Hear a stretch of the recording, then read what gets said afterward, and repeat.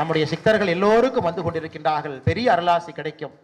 தமிழகத்திலும் ஒரு பெரிய மாற்றம் வந்து ஆன்மீக ஆட்சி, ஆன்மீகம் சார்ந்த ஆட்சி, கோவிலை சார்ந்த ஆட்சி. அது எந்த கட்சியை வேணாலும் இருக்கட்டுங்க ஐயா, நமக்கு என்ன, யார் இருந்தா என்ன.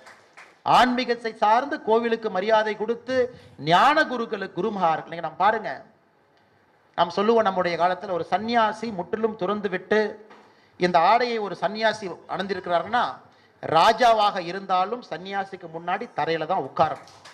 அது இயற்கையினுடைய நியதி. நம்முடைய அந்த பாரத மண்ணினுடைய அது ஒரு ரகசியம். அது ராஜாவாக இருந்தாலும், என்னைக்கு இந்த நாட்டில் ராஜாவாக இருந்தாலும், அது முதலமைச்சராக இருந்தாலும், யாராக இருந்தாலும், ஒரு சன்னியாசியாக இருக்கும் பொழுது பாதத்திலே உட்கார ஆரம்பிக்கின்றார்களோ அன்னைக்கு உண்மையான ஆன்மீக ஆட்சி வந்துவிட்டது என்பதற்கான அறிகோல்.